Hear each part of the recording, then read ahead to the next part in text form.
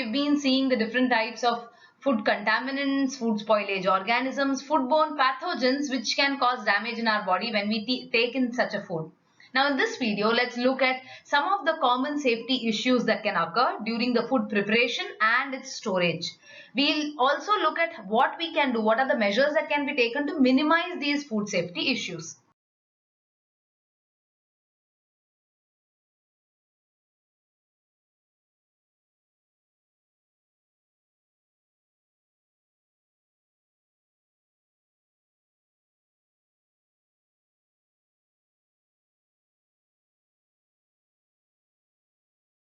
The first part is food preparation. Now, during food preparation and during the food storage, one of the key factors to keep in mind is the temperature, because temperature is one of the major causes of food poisoning. When I say temperature, it means the food is not cooked at the right temperature or the food is not stored at the right temperature, which causes a lot of organisms to enter and then play havoc with the food.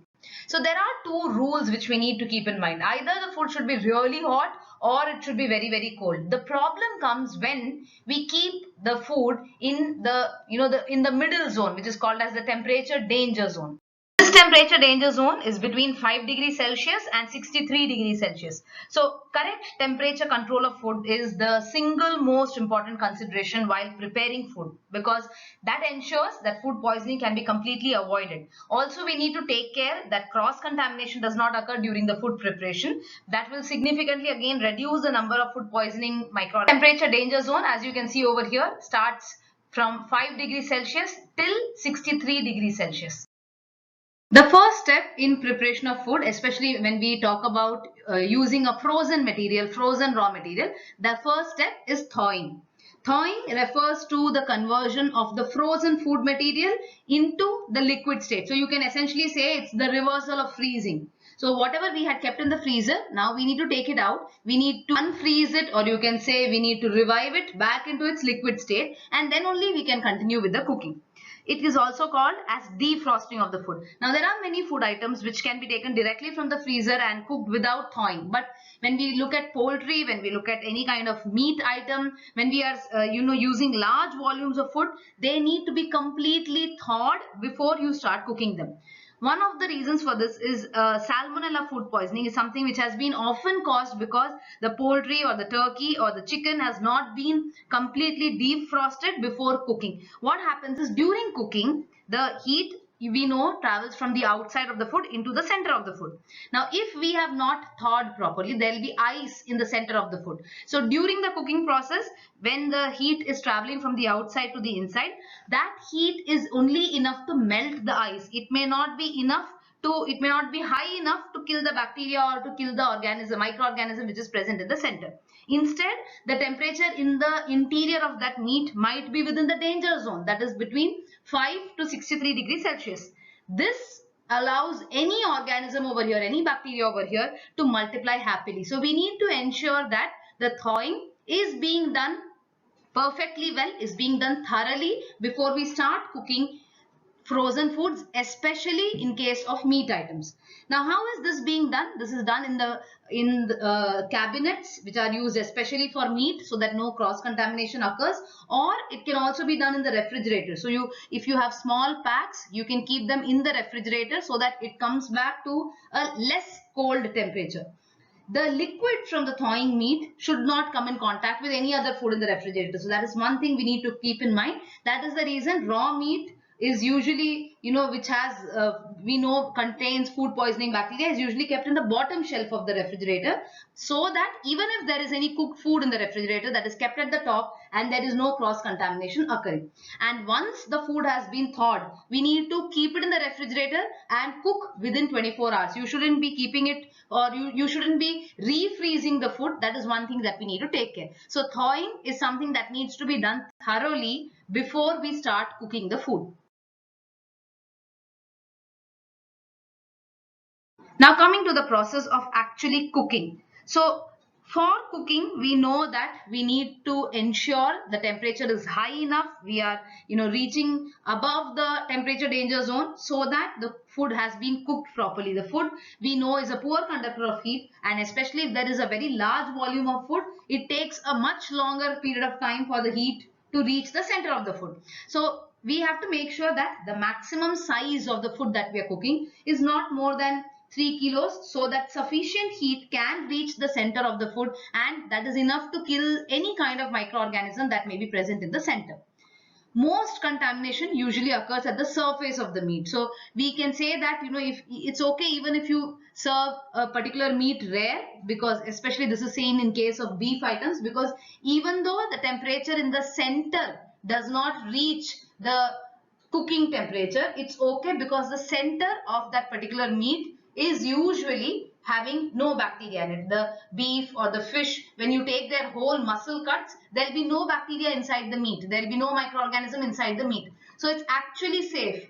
Where does the bacteria get introduced? If you cross-contaminate these cuts with some other, some other surface, or you make it come in contact with the outside of some other raw meat, that is when the problem occurs. So it's okay if you are serving a rare steak. If you are even if you are not cooking it thoroughly, it is fine, because some people like their beef steaks to be rare. It's fine because actually speaking, the interior part of the meat is not having any organisms.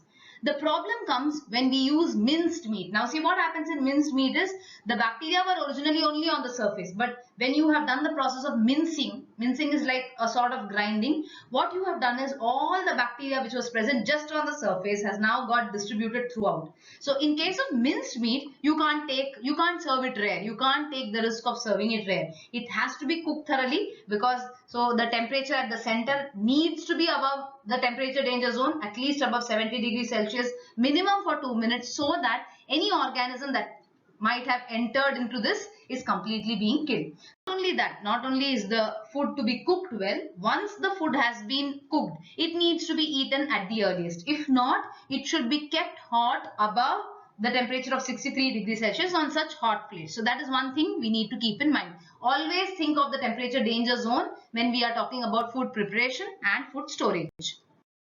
The next part of food preparation is the cooling. Now this happens in case of foods which need to be served cold. So we need to cool them as rapidly as possible. But one thing to remember is, if you have just cooked the food, you should not stuff it into the refrigerator, because then that increases the temperature of the fridge above its regular temperature, which is 4 degrees Celsius, and that can encourage condensation and multiplication of organisms in other foods. So you shouldn't be putting the food immediately into the refrigerator. However, you should allow it to cool as rapidly as possible. So it should be put into the refrigerator within 1.5 hours of cooking. That is the ideal time, so that any kind of organisms, if they are present, they are they are not allowed to grow. If you keep them out for a very long period of time, we again get into the temperature danger zone, and the organisms are being allowed to grow well over there. Especially with respect to high risk foods, this needs to be taken. High risk foods are those which are prone to contamination. So very special care has to be taken with such foods, because in these foods the food poisoning microorganisms can grow and multiply much easily. This is mainly because they have a nice ideal environment for the growth and multiplication of the organisms. And not only that, usually these foods are ready to eat food, so you don't cook them again. Or these foods might be rich in protein. They may be stored in the refrigerator for a long period of time. You don't process them any further. That is the reason they are called as high risk foods. So it includes all kinds of raw meat, cooked meat, dairy products, eggs and egg products, small goods such as ham, salami, seafood, cooked rice, cooked pasta, prepared salads, prepared vegetable as well as fruit salads, any kind of ready to eat food like sandwiches, roll, pizza, all of these, or even it includes foods that come in cans and packages and jars, because once you open them, then it becomes a high risk food. So all these high risk foods we need to be especially careful, because these are the foods which can be prone to contamination during cooking or during cooling. When we reheat foods, this again we should be taking care, because high risk foods should never be reheated more than once, because you're giving them more opportunity for the organisms to multiply. One is when you have cooled, at that time the organisms are waiting to multiply, and second part is when you're heating them. So high risk food should not be heated more than once. This also includes all the meat dishes, the dairy products, the rice dishes. All of these dishes should be, especially when we see the meat or rice dishes, it has been seen that they are partly cooked at times, maybe on the day before, with the intention of cooking the rest of them on the next day. But when you are cooling them, you had only partly cooked the food, so the bacteria in the center of the food can still multiply, and it is not destroyed during the partial cooking. So we need to ensure that we are completely cooking the food, then cooling it, and completely reheating the food as well. Again, during the reheating, we need to ensure it is taken to temperatures above 63 degrees Celsius. That is above the temperature danger zone. Coming to the food storage part. So food preparation, we have seen what needs to be done. Let's see what has to be done during the food storage. Now there are certain food items which are stored for a long period of time. So how should we go about the food storage such that food safety issues are minimized? The first and the easiest way of food storage is freezing and chilling. We know that you can either use the refrigerator or you can use chilling, is just cooling the foods, but freezing is when you're taking them to temperatures below 0 degrees Celsius. So fridge temperature will be around 5 degrees Celsius. Freezing temperature is from 0, it can go up to -15. In certain deep freezers, you can even go up to -40 degrees Celsius. So freezing and chilling are one of the easiest methods of storing food for a long period of time. In fact, if you buy something from the supermarket which is in the frozen state, ensure that as soon as you arrive home, you put it into the freezer. Or if you're buying something which is cold, which was kept in the refrigerator, as soon as you reach home, put it into the refrigerator so that it does not enter into the temperature danger zone. Even when we are storing in the refrigerator, we can see that there are certain etiquettes that we need to follow. We need to separate the raw foods, if possible, have separate refrigerators for raw foods and cooked foods. If not, the cooked foods should be always at the top, whereas the raw foods should be kept at the bottom. The reason again being, no leachate or no liquid that is leaking out of the raw foods should enter into the pre-prepared foods, because this is not going to be cooked again. So some kind of these measures need to be kept in mind when we are storing food either in the freezer or in the refrigerator.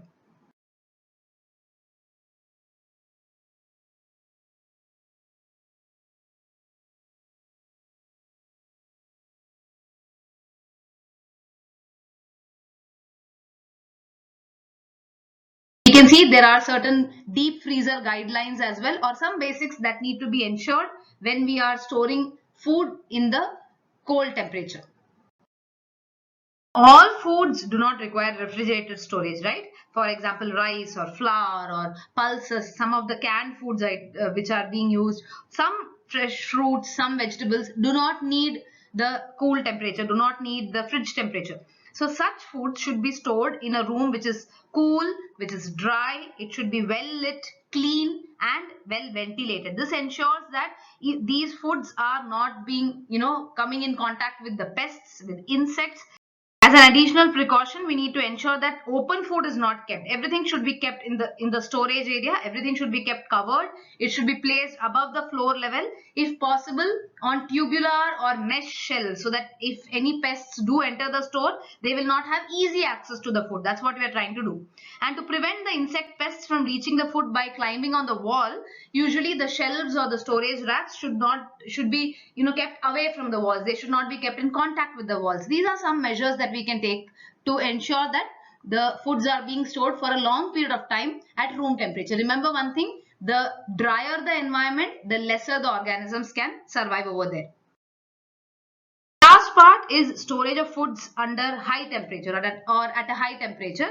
Now, if the food has to be served within a short period of time after preparation, it can be more convenient to store it hot than cooling it, then again reheating it. That's a cumbersome process. So there are many methods by which you can keep the food hot. For example, in a commercial kitchen, they'll have a hot cupboard in which will be heated by gas or by electricity. Or what you can see over here, this equipment is called as a bain marie. which is again something which allows the food to be heated well. It can be filled with hot water, or it can be filled with some kind of other heating element which ensures that the food is kept hot, ready for service. So such devices can be used to ensure that the temperature of food is always being kept above 63 degrees Celsius, to make sure that the food is out of the temperature danger zone and the microbial multiplication does not take place.